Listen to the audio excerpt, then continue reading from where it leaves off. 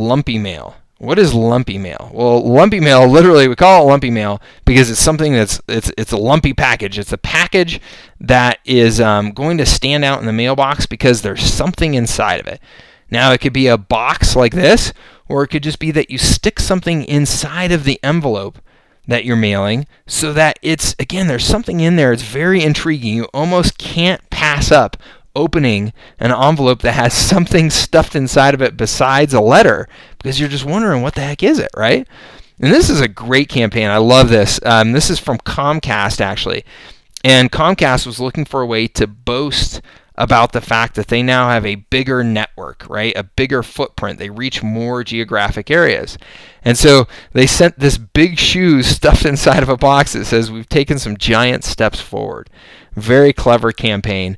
Again, there's no limit to the creative things that you can come up with for any business to create lumpy mail campaigns like this. And believe me, when Comcast sends somebody a box with a shoe in it in the mail, you can be sure that that box gets opened and that campaign gets noticed. So think of creative ways to use lumpy mail to reach back out to your customers to encourage them to come back in. Now, here's some additional recommendations for any mail that you can, or any direct mail campaign that you send. One, again, always make an offer on it, right? You always want to have some reason for somebody to take action, and include that clear call to action. Don't just leave that up to them. You want to direct them. You want to say, pick up the phone right now and call us to claim this offer, or come to our restaurant today, right? You want to make it very clear, and you want to direct them as to what you want them to do. And then finally, again, depending on the type of business that you're in, it may or may not make economic sense to do so, but the businesses where you have higher value customers and transactions, follow up with a phone call. Okay, sending a direct mail piece is effective, but sending a direct mail piece that's followed up with a phone call is much more effective. Again, you're using a different form of media to reach out to them and to enhance the chance that they're actually going to pay attention to your message. All right, next is to rinse and repeat. Don't just send one card and call it a year, right? This is what a lot of businesses do around the holidays. We send one holiday card to all of our customers and clients thanking them. Well, that's not enough. Everybody does that. You want to send direct mail on a regular basis. You want to get into a habit of regularly looking for the opportunity to get something out the door. And finally, automate it. I bet you a lot of people don't know that you can actually automate your direct mail campaigns. There's a number of ways to do this, but one of my favorites is just a very, very simple company called Send Out Cards.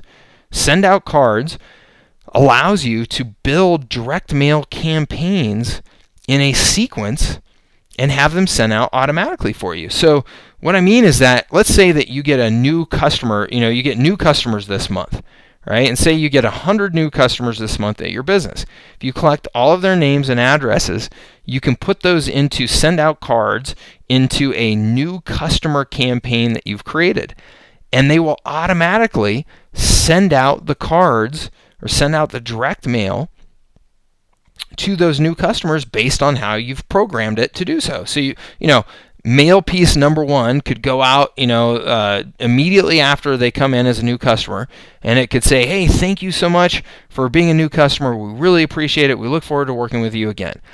And then a week later, you could send out another card automatically that has coupons saying, "Hey, we wanted to thank you again, and here's a 50% off gift certificate for your next visit to our business, or your next purchase at our business." The third one could go out a week later then and say, "Hey, here's another 25% off coupon if you bring in a friend," right? So you can actually put these things on autopilot. It doesn't have to be so difficult as you may imagine, that you have to sit down and create these campaigns and literally lick stamps and mail things out yourself. All right? So that's direct mail. Very, very powerful form of marketing still that's often overlooked. All right, next, let's talk about social media. All right, why use social media? Well, we all know social media has been on just an incredible growth tear over the last handful of years, right? Up by 712% since 2005. And that's not just among the kiddos, right? 66% of adult internet users now use social media. And 72% of U.S. consumers research companies through social channels before making purchases. And I think this is really, really important for everybody to understand that people are looking for your business in the social channels, and they are also looking for the feedback of other customers in those social channels. So it really makes a lot of sense for you to participate in marketing to your customers in these social channels and make sure that they're saying the best things possible about your business out there, right? 59% of U.S. consumers use social sites to vent about customer care frustrations. 46% say they like it because they can be brutally honest, and 38% aim to influence others when they express their preferences online. So people are out there trying to get other people to believe what they have to say about your products or services and business, right? So don't just leave this up to chance. You want to engage with your customers to get them out there saying good things about your business and encourage them to share and spread the good word with other customers. All right, so let me give you some social media tips here. 1, engage and interact. Right? Social media is about having conversations, not monologues. So you want to engage people. That's why it's social networks, right? And have conversations with them in these networks. Have a business page. 85% of consumers expect businesses to interact with them via social channels. Okay, that's according to Cone Business and social media study. Again, here's an example from Facebook. Facebook does a fantastic job with their social media site. You should all go check it out for some inspiration of some things that you can do. But people expect your business to be there. Add value. Use social channels to share tips, discounts, and gain trust.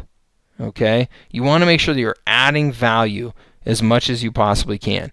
One great way to do this, make educational videos and post them up to YouTube and other social sites. And in case you didn't know, yes, YouTube is a social media channel for sure. The sharing that goes on in YouTube is unbelievable. So, make educational videos and post them up to YouTube. Videos are 50 times more likely to be ranked higher than a text-based document, right? So if you're writing an article versus posting a video is 50 times more likely to outrank the article. People love video, so it's a great way to communicate with your customers, give them tips, give them advice, and encourage them to come back in. And finally, advertise. Facebook's ad platform offers really cool, cost-effective ways to reach your audience and tap into the power of social proof. And not just Facebook, okay? All the social engines have some way of doing this. However, I think that Facebook is maybe the most powerful and, of course, the largest out there. So let me just show you an example of how powerful this can be. Again, Starbucks, my favorite brand today for this presentation. But you can see here that Jessica Gronsky went into Starbucks for the second time today. And Starbucks was able to do what is called a sponsored story, which essentially they took Jessica's visit to Starbucks and turned it into an ad that now gets shared around to all of her connections on Facebook, which is super, super powerful, right? Because these are people that have a connection to Jessica, and now they're seeing that Jessica is a big Starbucks fan, right?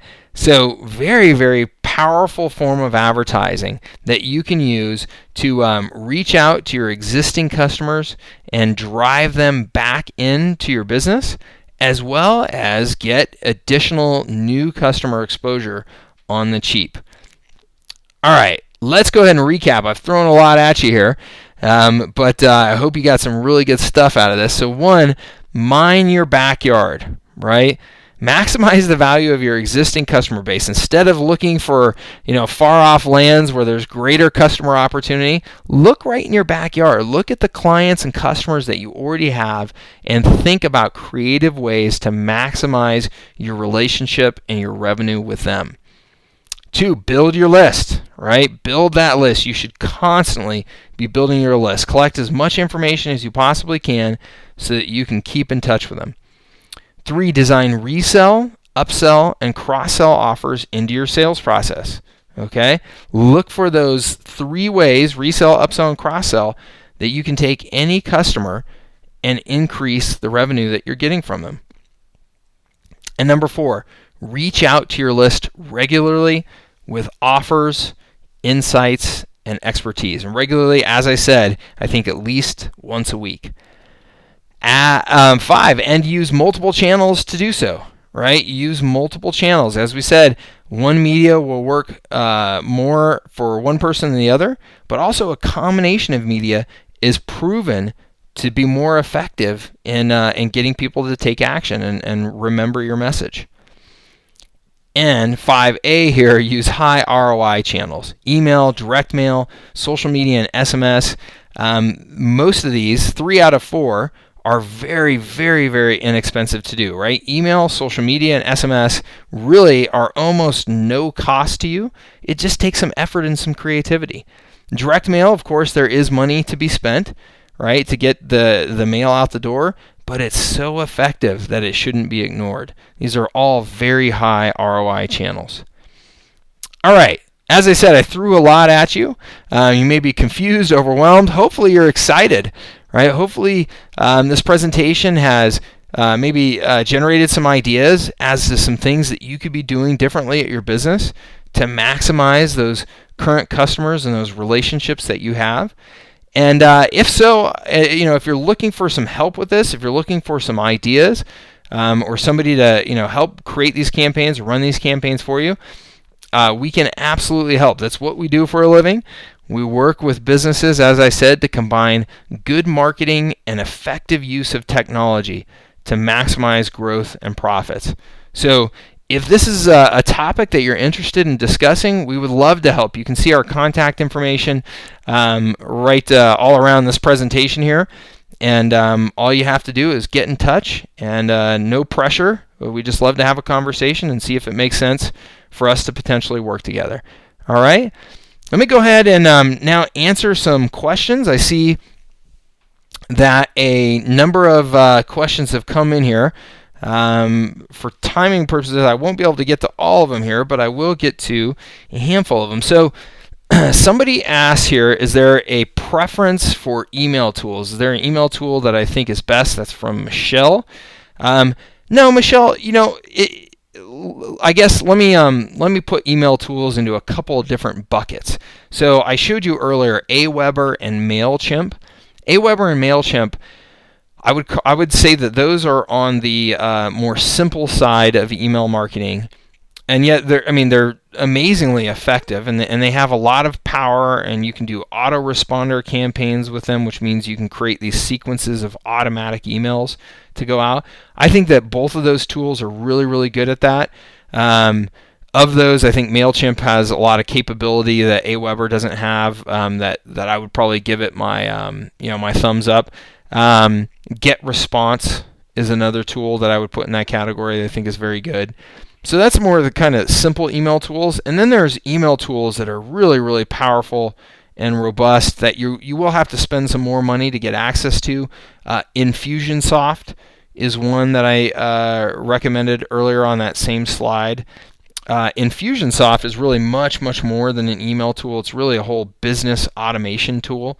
And you can just do, you can do all kinds of things with it. But it gives you some sophistication in what you can do with your email marketing that you're not going to get from the Awebers and things like that. So, any of those tools are really, really good. If you're just getting started with email marketing, I would suggest you jump into Aweber or MailChimp or GetResponse.